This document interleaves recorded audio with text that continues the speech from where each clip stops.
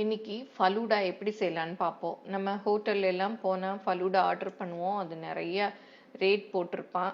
அதை நம்ம வீட்லேயே செய்யலாம். ரொம்ப ஈஸி கூட. இப்போ எப்படி செய்யலான்னு பார்ப்போம். ஃபஸ்ட்டு அதுக்கு என்னென்ன தேவையான பொருட்கள் அப்படின்னு பார்ப்போம்.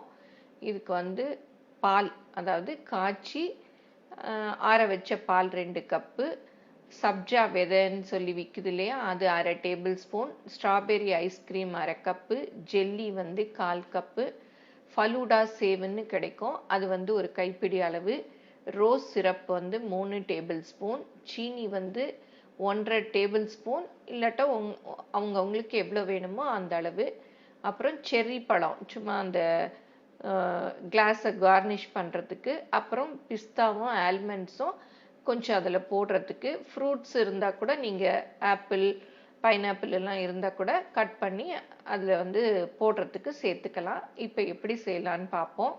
இப்போ ஃபலூடா சேவ் சொல்லியிருக்கோம் இல்லையா, அதை நம்ம சேமியா மாதிரி தான். அதை ஒரு பாத்திரத்தில் போட்டு நல்லா தண்ணி கொதிக்க வச்சு, அது கொதித்த பிறகு இதையும் போட்டு நல்லா நைஸு சேமியாவாக பார்த்து வாங்கிக்கணும். வேக வச்சு வடித்து எடுத்துக்கணும்.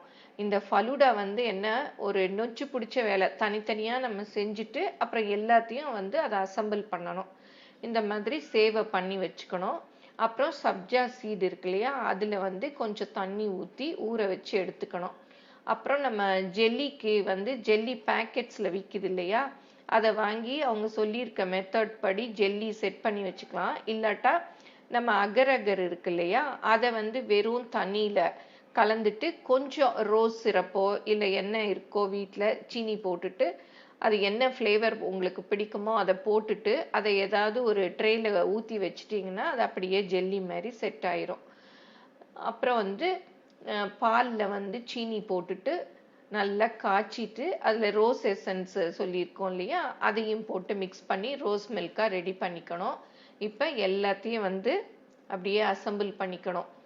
அதாவது ரோஸ் மில்க்கு, ஃபலூடா சேவு, ஜெல்லி, அப்புறம் ரோஸ் எசன்ஸு, அப்புறம் சப்ஜா சீடு, அப்புறம் செர்ரி பழம், பிஸ்தா, பாதாம் கட் பண்ணினது எல்லாத்தையும் ரெடியாக எடுத்து வச்சுக்கணும். நல்ல டால் கிளாஸாக எடுத்துக்கணும் ஃபலூடாக்கு. ஃபஸ்ட்டு ரோஸ் எசன்ஸ் ஊற்றிக்கணும். அப்புறம் ஜெல்லி போடணும். அதுக்கப்புறம் சப்ஜா சீடு ஊற வச்சுருக்கோம் இல்லையா, அதை போடணும். அப்புறம் அந்த ஃபலூடா சேவ் போடணும். போட்டுட்டு எதையும் மிக்ஸ் பண்ணக்கூடாது. அப்படியே லேயர்ஸ் நமக்கு கிளாஸில் தெரியணும். அதனால ஒன்று மேலே ஒன்றா அப்படியே போட்டுக்கிட்டு இருக்கணும். ஃப்ரூட்ஸ் பிடிக்கும்னா இந்த ஃபலூடா சேவுக்கு மேலே சின்ன சின்னதாக ஃப்ரூட்ஸ் கட் பண்ணி அதையும் போட்டுக்கலாம். போட்டுட்டு அப்புறம் ரோஸ் மில்க் நம்ம வச்சுருக்கோம் இல்லையா, அதையும் அது மேலே மெதுவாக ஊற்றணும். நம்ம வேகமாக ஊற்றிட்டோன்னா அது எல்லாம் மிக்ஸ் ஆகிடும். மெதுவாக ஊற்றிக்கணும். ஊற்றிட்டு அப்புறம் நம்ம இப்போ பிங்க் கலர் எடுத்துருக்கிறதுனால எல்லாமே பிங்க்கு. ஸ்ட்ராபெரி ஐஸ்கிரீம், நீங்கள் வேனிலா ஐஸ்கிரீம் வேணாலும் யூஸ் பண்ணிக்கலாம். இது மேட்சாக இருக்கும்னு சொல்லிட்டு நான் ஸ்ட்ராபெரி ஐஸ்கிரீம் வாங்கி வச்சுருக்கேன்.